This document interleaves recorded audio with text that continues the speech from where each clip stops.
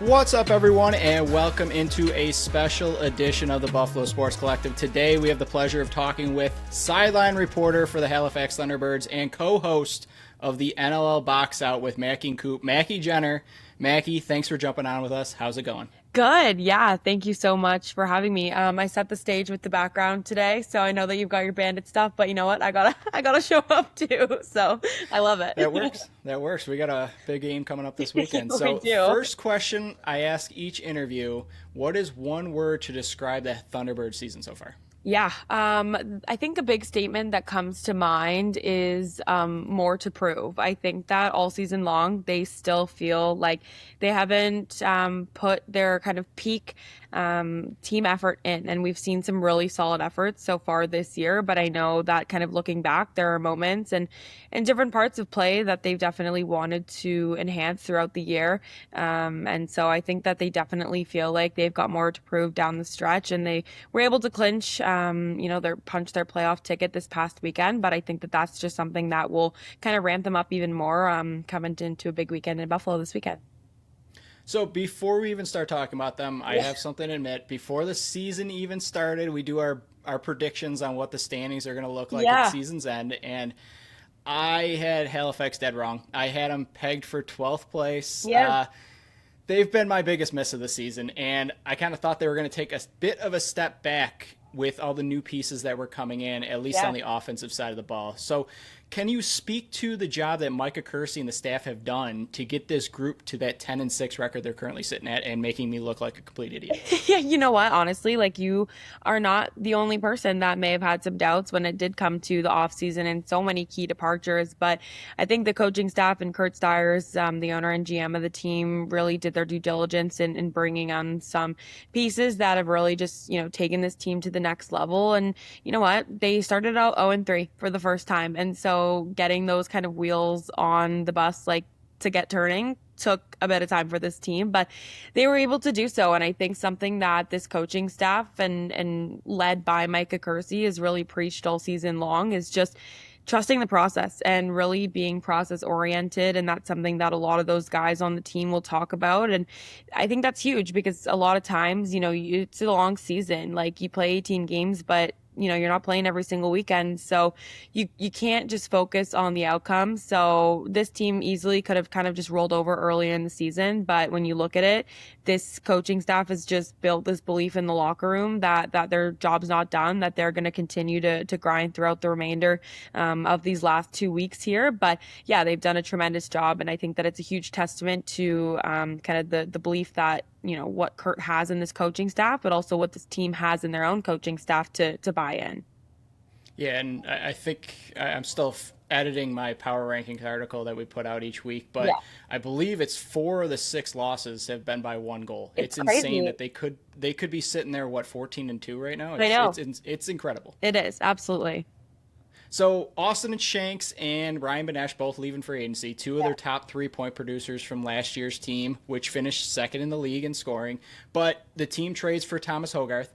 He's tied for, or sorry, he passed and is the team leader in goals right now after last weekend. Yeah. And they select a young guy in Jason Knox. And he came over in the dispersal draft. What have you liked about these 2 new faces that had pretty big shoes to fill coming in for the players that left? Yeah, so this right side for Halifax's offense has been a complete three-headed monster all year with him, Randy, and Clark Peterson. And Hogarth is just electric. Like, I was really excited when we made that trade. And it was kind of like right before the World Championships happened this past summer, and I was there. So I kind of got a firsthand look. And he put in so much work during the offseason, like so many hours in the gym, reps, shooting. Like, he came in full force this season, and you can see that all of that hard work is paying off. He finished last season with 18 points and he's at 53 this year, which is crazy to look at the trajectory that he has been on this season. And I think he's just someone that can catch anything all over the floor, and he's just been such a critical piece of this offense. And then when it comes to Noxie, like, he may not be as productive this year because, again, I think that he's someone that's taking a different role than he had with Panther City last year, but he's found his role, and that's kind of being like a grit, grind, clear space, hard work, blue collar type player. And that's kind of what they needed on that left side too. We've got like almost 4 carbon copies of guys on that left side of the offense, but he's someone that's really impressive in the press, and, adding pressure and reverse transition. So I think, his work ethic is something that was definitely needed on that side of the ball. And he's been tremendous in that front for sure.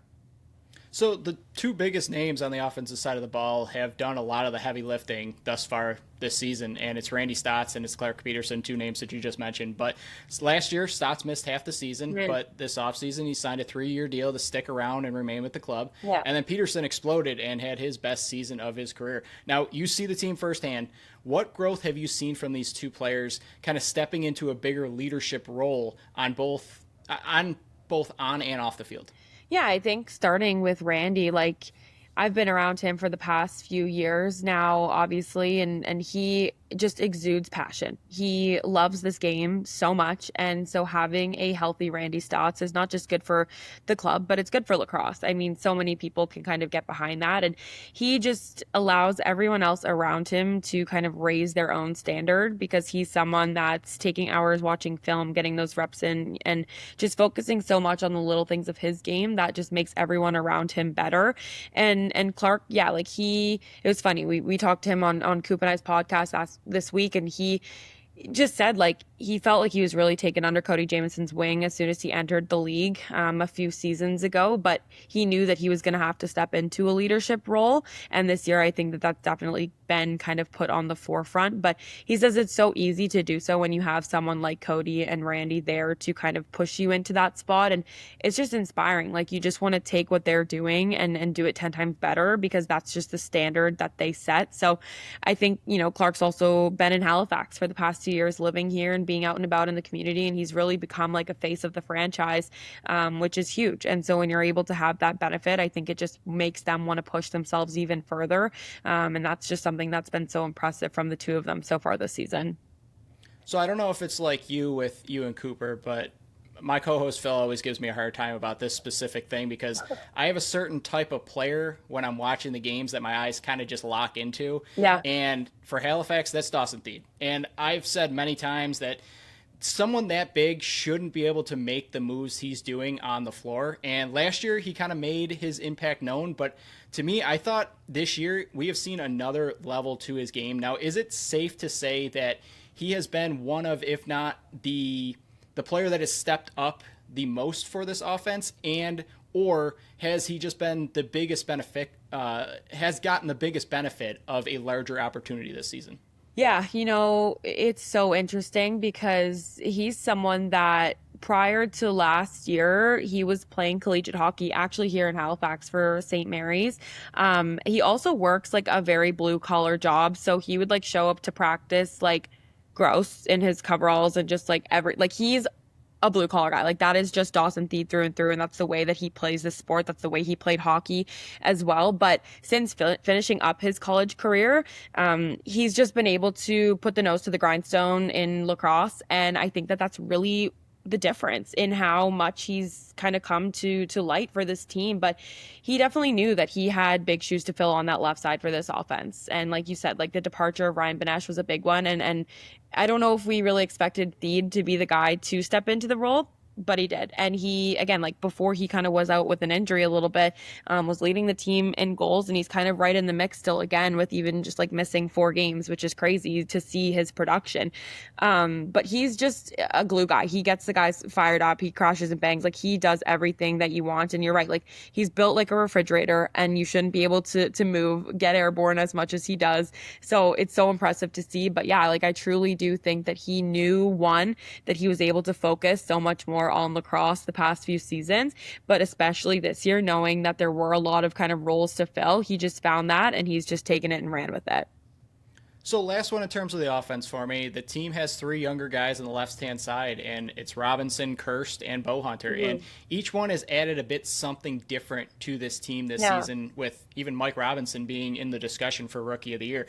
So there's an older vet over there. You already mentioned how he took Clark Peterson under his wing. Yeah. But how important is it to have a legend like Jamison around those younger players that Halifax has 3 of that they probably want to build around and be that next wave of forwards to step into a bigger role?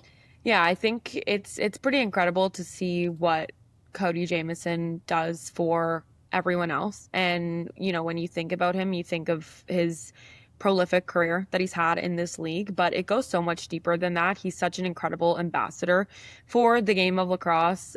He's put so much time and effort back into it from the grassroots level all the way up, but he just exudes leadership. Like, he's a born through and through true leader, and he does everything that he can to represent this sport, this organization, and himself at the highest level. And so for those guys to get to have someone like Cody Jamieson to look up to and get advice from and learn about the game, like, that's huge. I mean, it's crazy. Like, when he's speaking, he holds the attention of literally everyone in the room, and that is exactly what you want from a leader. And so, he even continues to make strides in his leadership and just pushes everyone else around him to want to be better. And so I think that, we missed him for a little while at the beginning of the season. But when he came back, like, it was pretty awesome to see just the reaction from the team and this fact that, they did miss their leader, their guy, their captain. And it just goes to show how impressive he is, more than just the numbers that he has been able to put up throughout his career. So, as mentioned off the top, you are the other half of the NLL Box Out podcast with Cooper Perkins. We had Cooper on a bit ago to talk San Diego, but the show is in my rotation weekly of podcast I have to listen to. I love it. So it's a two-part question. Yeah. As now a fellow podcaster, is this your first time hosting a podcast? And then secondly, is there something that you might not have known about going into this world that you absolutely love? And then what is something that you might not have known about that you might not be, it might not be in your favorites that you look forward to each week? Yeah, so this is my first time co-hosting a podcast, which has definitely been a new realm for me, like, for sure. I've had the pleasure of joining some podcasts before, being a guest, but I think it's a little bit easier sometimes to just kind of answer questions and be the one to really, like, do all the homework. So that's something that has definitely been kind of a step, is just doing all of the little research to make sure that every kind of point you're hitting is right. I think it's nice, the fact that I get to be, the reporter for Halifax, because I'm paying a close, attention to different stat lines and storylines that I'm able to kind of pull out. But I think one of the most interesting things about podcasting versus, like the reporting role that I've kind of had for the past few years is allowing, like, my personality to come through a little bit more. Because I think, when you're having the hard hitting questions or the stories throughout the game, you kind of have this extra level of almost, like, I don't want to say professionalism, but almost to it, when you're on camera or behind the camera or whatever you're doing. And so I think it's been really fun to be able to show people, who I am as a person. And I think that's also kind of allowed me to open my personality up a little bit more in reporting too. So I think that it's been really cool to kind of add both of those kind of different dynamics of how you're kind of presenting yourself across kind of different platforms. So yeah, it's been a ton of fun. And Cooper is, like, through and through a professional, and I've been so lucky to kind of get to work with him and learn from him because he is a pro. So yeah, it's been a ton of fun, but it's a busy league. A weekend league is a lot to kind of go through and break down different, scenarios and film, stats and storylines and all that. So, I truly love every part of it, but it definitely takes a lot of work and gives a lot of respect, from me to podcast hosts like yourself and so many others that are, doing the homework to make sure they've got everything ready to go.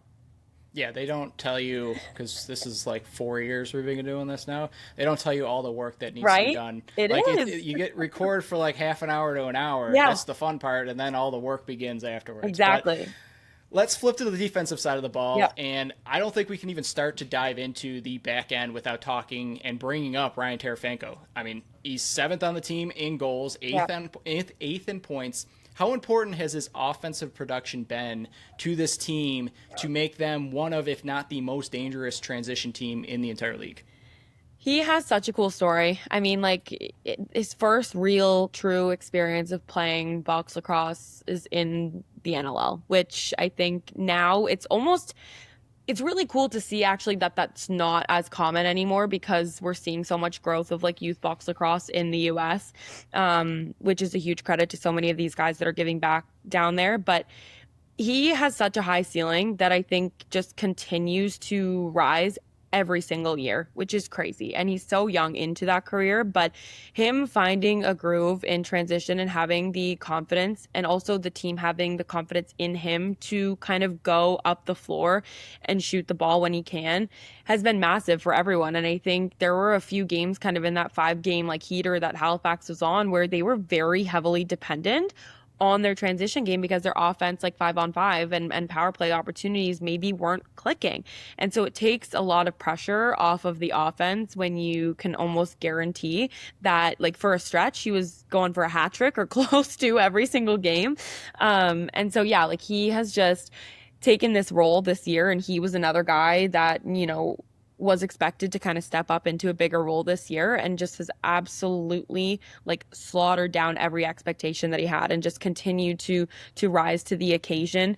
And it's just been so fun to watch him kind of grow and thrive in this sport, because he'll even say like he's still learning the box game and he's learning the different cadences and how everything works. But for everyone to have the confidence in him to go for a couple each game is huge. So yeah, he's been tremendous, and I think that his offense production has really helped everyone else just kind of take a breath and know that they can count on, more than just their offense to put points on the board for any team. That's huge.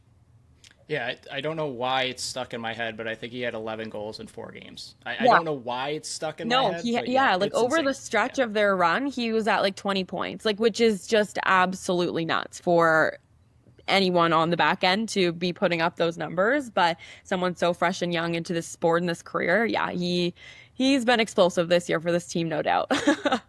So, one of the very few players in this league that can both dominate at the faceoff dot, but also put in full-time minutes out the back gate is Jake Withers. Yeah. And if you know anything about lacrosse or the NLL, he's a well-known name. So, my question is going to be less to do with Jake Withers and more about how insanely valuable a player like he can be for this team. I mean, they don't have to carry a true Fogo guy like a lot of players or a lot of teams in this league, Yeah. and allows Halifax to dress an extra forward or dress an extra defender. So kind of speak to the cheat code that a guy like Jake Withers is when you have that. It's pretty much an extra roster spot each week that they have. Oh my gosh, yeah, it's huge. And again, like you said, he is so dynamic in the way that he plays. And like we talked about Ryan Tarafanko, well, he's another one that has been good for a few, in a game so far this year. But yeah, I think he's someone that he knows that he's kind of deemed the name of being one of the top faceoff guys in the league, but he also truly is one of the best one-on-one defenders. And I know that this offense hates going up against him in practice because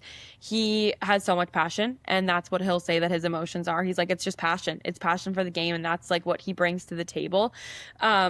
I just like have to say that the athleticism and like the stamina that some of those guys can have to be able to do that, like this past weekend, him and Baptiste, it was like full-blown wrestling matches for that face-off. And then for him to continue to go play out the back door and then, go on a breakaway or whatever it is, like push and transition, it's crazy. So everything that he's doing off the floor to be able to keep up throughout the games, because it's exhausting. Like, I do not envy the role that he plays, but it truly has allowed this team to kind of take advantage of that situation, like you said, that not many other teams have. And I think that other teams are starting to pick up on wanting to have a faceoff guy. Like, a lot of teams have had late signings of bringing faceoff guys in just because it's been such an important position, but now you have to take away an extra spot. So yeah, it's a very interesting kind of way to look at things, but it plays a huge advantage to what Halifax is doing this year for sure. Yeah, and he's also out there on special teams killing off penalties too. So Everything. It's not just 5-on-5, Yeah. it's everything. So Yeah. But Graham Hossack and his web shoes is still one of the best defenders on the planet. How much have they had to lean on him this season, even possibly more than past seasons, with some of the inconsistent lineups that they've had on the back end due to, the suspension of Tyson Bell, the injuries to Max Wilson and Mitch Wild? Yeah, I think Graham is someone that is so even keel all the time. And I think that actually speaks more to what he's been able to do rather than necessarily just his play. I mean, that he is probably going to be at a lot of people's minds for Defensive Player of the Year just because of his consistency, but he's also consistent in his mindset. And it's funny you bring up his shoes because that's actually something he talks a lot about, is like his body just feeling consistent, and he feels that with the shoes he has like a strong base, and that's something that's important for him to build up on. So it's interesting because that's just kind of the level of intellectuality that he has within himself. So there are a lot of guys. We talked about Jake Withers, a very emotional player. Even our defensive coach, Andrew Suter, who we absolutely love and adore, is a very emotional guy. Cody James, like, we've got a lot of passion and emotion on this Halifax team, and Graham is someone that can come in and kind of even the playing field, let everyone kind of just take a breath, and that's kind of how he leads.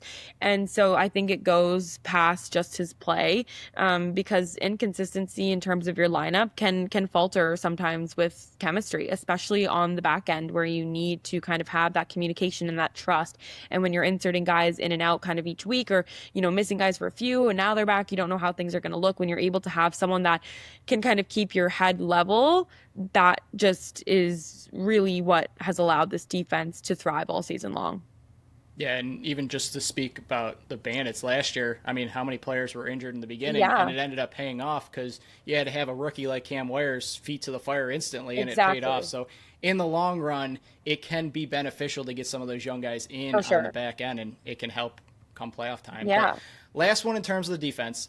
Now, is there a player on defense that you think might not get talked about enough but has stepped up their game this season? And mind you, before you answer, I'm really hoping you mention this one guy's name because I talked about him way too much this offseason. I hope that it's Trevor Smith. Yep, that's it. Yep, nailed it. We're on the same page. Yeah. Oh, yeah. No, Trevor is kind of another guy like Hosick, where he's very level-headed, and he kind of just rides the wave. Like, the highs don't get too high, the lows don't get too low.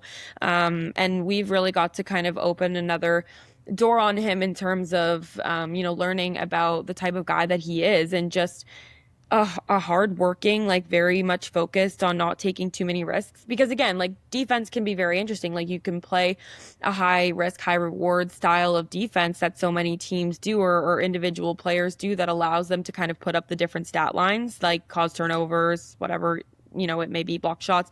But he is someone that we don't talk about, and not for lack of play. It's just because as a kind of, pillar defender, you're doing your job. And so you're not standing out because you're not doing the wrong things. So I think he's been someone that has just taken so many strides, and this coaching staff definitely knows that and gives him his flowers for sure. But yeah, he's definitely not talked about enough for what he's able to do on the floor. And he's also had a great season in terms of his point production too. So it's really cool to see him, and he kind of talks about that confidence too being something that he's really worked on, and just feeling more comfortable in this league and comfortable to take his opportunities.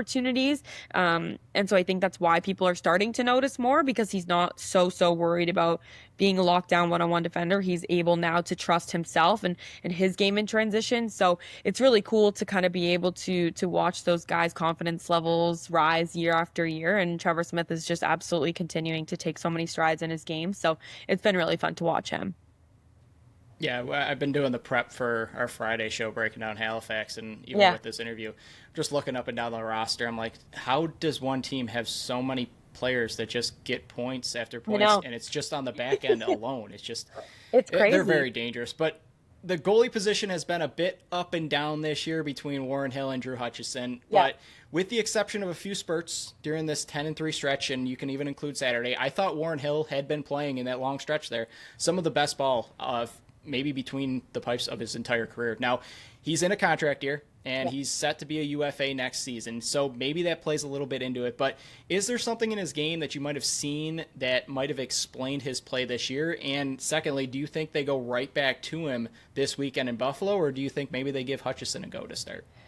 Yeah, it's so interesting when talking about the dynamic of how the goaltender situation has worked for Halifax, because I think Warren kind of struggled earlier in the year, and that was something that, the team definitely addressed and tried to figure out how to play to his strengths. And so I think that that's kind of what the difference has been when he has been looking great. Like I think mid-season he had a really good stretch, and even in their loss against Georgia, like he truly did play really, really well. And in some of those close losses, and you can't, just blame your goaltender for letting that last goal trickle in, So I think the biggest thing is his confidence, and when he's playing confident, everyone around him plays confident.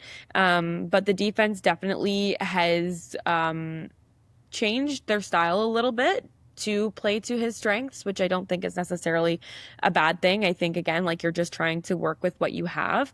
In my opinion, I think that they do go right back to Warren Hill. I think you give him the nod and see how things go. Maybe there's a little bit of a shorter leash, but he's someone that, he puts the pressure of the world on him. Like he feels it. And so I think there's some self conversations that's been had with himself too, but truly like his confidence when it's up, it's up, and he's one of the best goaltenders in the league when he's able to feel that. So I think everyone else around him feels that too. So again, it's just giving him that confidence. But when you're going into a barn like Buffalo and seeing some of the shooters that they have, it can be tricky and tough.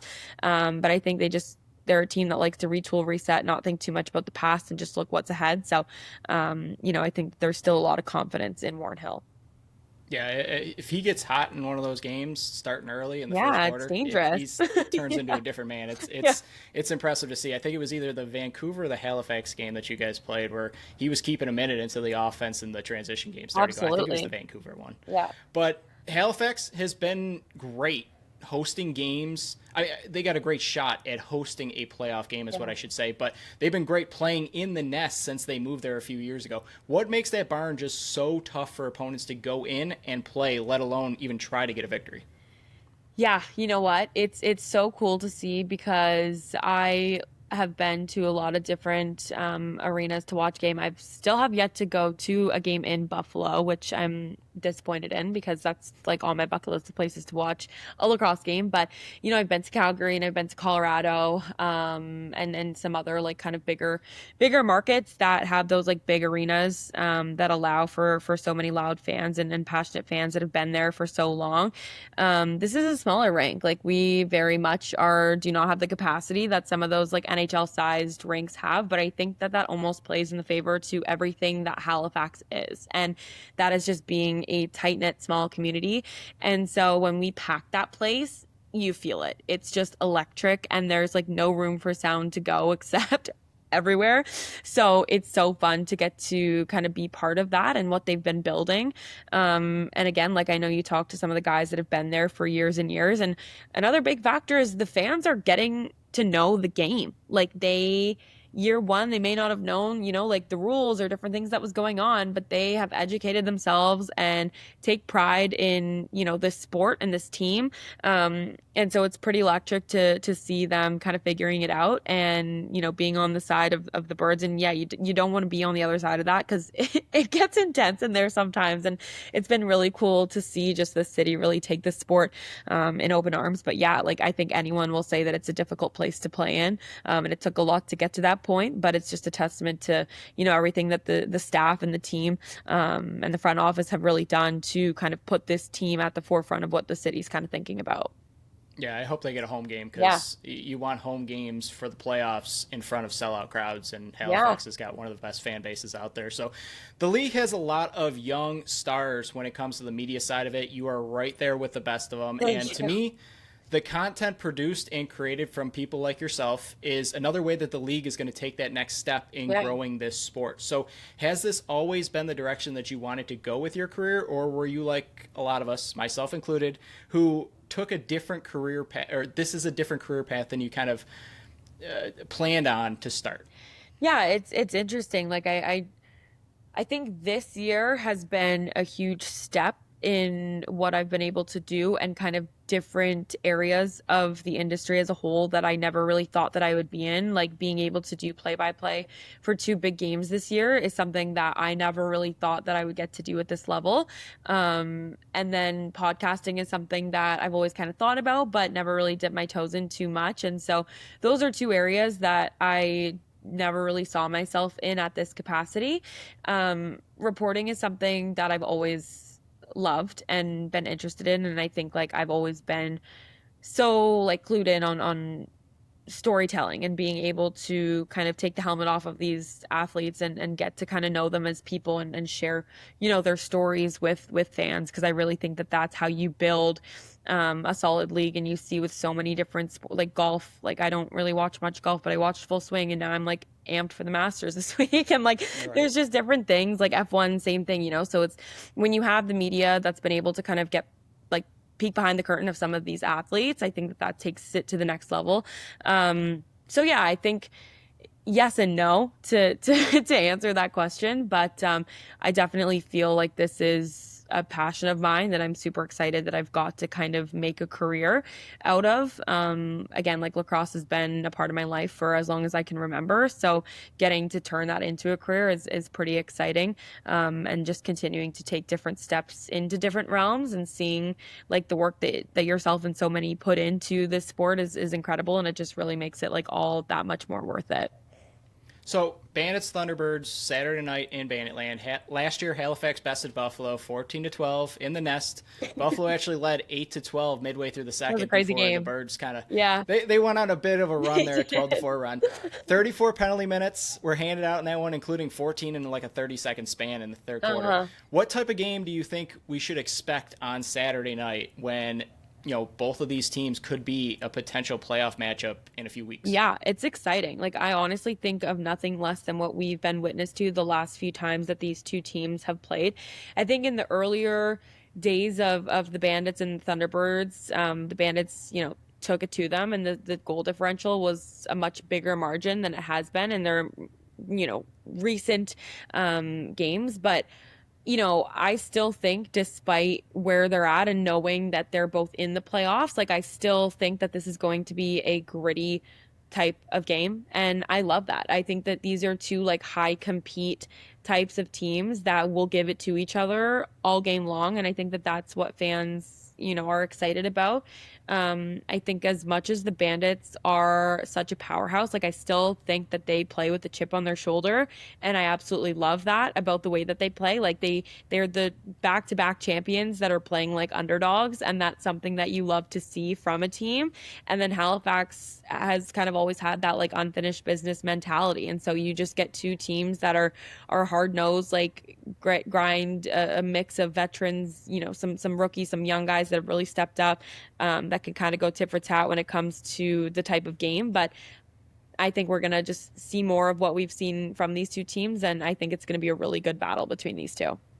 Yeah, it should be a pretty packed house. I think Buffalo's sold out the place like so 3 exciting. or 4 times this year. I love it. It's insane. It's crazy. And like a Tuesday. Like I've seen posts from them. On like, Tuesday. We're sold out for a Saturday game on a Tuesday. Like it's incredible. Like they've set the standard, and it's exciting to see, how that's kind of trickled to other markets. But yeah, Banditland is built different for sure.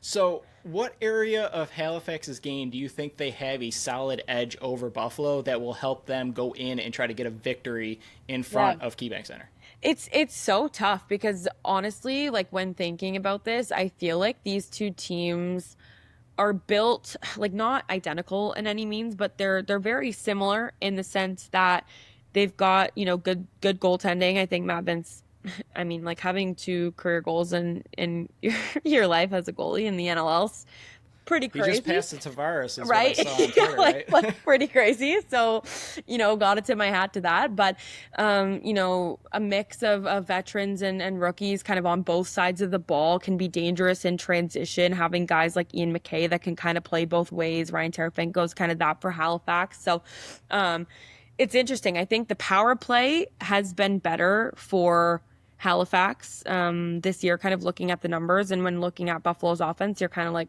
what's going on there? But I think the depth scoring and Halifax is a little bit better too. Like I feel like they don't have to just rely on Randy to put up 4 goals a game. Like he can kind of sit back, where I think in the last game that Buffalo played, we started to see Dane and Josh kind of be more productive than they had been. And again, when you're talking about those two, it's like, oh, darn, only 6 points. Like, right. You know what I mean? So that's what I've been trying to remind my co-host Phil is he's going, man, I'm disappointed in Smith. I was like, He just had the second most points in the game. Like, why is that Right? disappointing? I know the standard's got to be raised, but how Exactly. high are you raising this It's so crazy. And so that's something that I do think that Halifax has done really well this season is being able to count on different guys to step up. And their kind of motto on offense is everybody eats. And you look at Buffalo on paper and you kind of expect the same, but I don't really see that we've seen the results so far this year. Not to say that they can't just turn it on when you've got the guys that they've got on that side of the ball, but yeah, it's going to be interesting. I really do think that these teams are pretty evenly matched, and I'm fired up to see kind of how it goes. But yeah, it's going to take a lot to go into that barn where they know that like it will be dead silent when they score, and the crowd will be juiced up when Buffalo, puts a few up. So they just kind of have to go in with that like chip on their shoulder mentality. And they provide a hostile environment in Halifax, and now they're going to get to experience it too. So it's interesting. So just two more for you here. For the Thunderbirds to get the win, this needs to happen. What is that?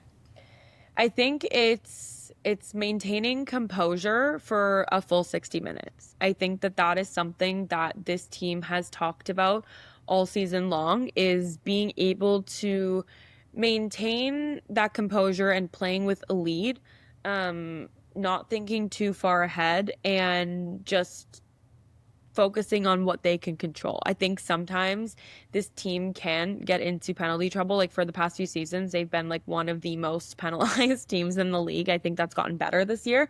But again, like emotions can run hot for this team. And so I think being able to kind of find that composure and let it ride, that it's going to be an emotional game. You know that this is not going to be easy.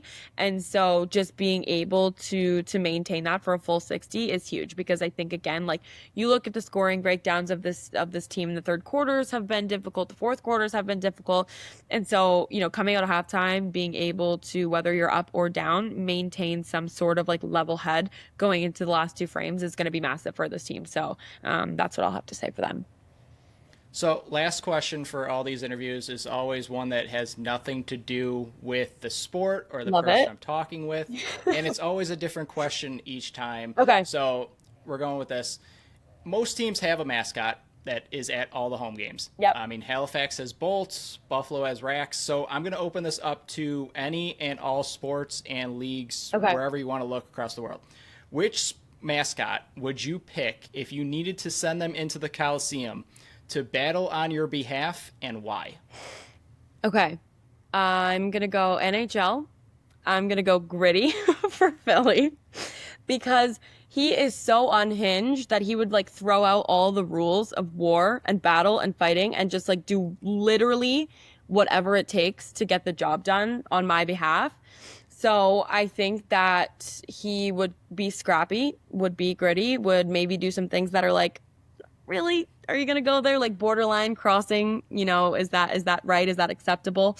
But that's what it takes. If, your life's on the line there, you're looking to survive, then you got to call him the best. And I think that he's just unhinged and would throw everything out and do what it takes. So that's where I'm going. That's fair. I've a couple years ago, we started a series where we do like random drafts, and one of them was the scariest mascots, and one of those ones was Gritty. I love that. But another one was Purdue Pete. And I don't know if you've ever seen him, yes, but he's got a hard hat. He comes with a sledgehammer. He's overall creepy. So I think I would lean Purdue Pete if I was going to go into Coliseum in that situation. That's awesome. I love the rise of the mascots, and I love how much like those guys are getting their own social media channels and TikToks and whatnot. So it's pretty funny to see how the mascots have really made a market of their own, truly. So, Maki, thank you for joining us on the Buffalo Sports Collective. Do you want to let everyone know where they can find you, the podcasts, and pretty much anything else you want to plug for the listeners? Yeah, sure. So you can find myself on social media at Maki Jenner on all different platforms. And then, for the podcasts, we're on the NLL's YouTube channel, but then also Spotify, Apple Podcasts, wherever you get your podcasts, we're there. So, it's been exciting. But thank you so much for having me. I know we've got a very exciting matchup on deck for this weekend, so looking forward to it. So thank you again for joining us. Hope to talk to you down the road, and continued success with the podcast and broadcasting. Thank you. Likewise. So we will be back Friday with a normal episode to preview Bandits versus Thunderbirds, and we'll talk to you all then.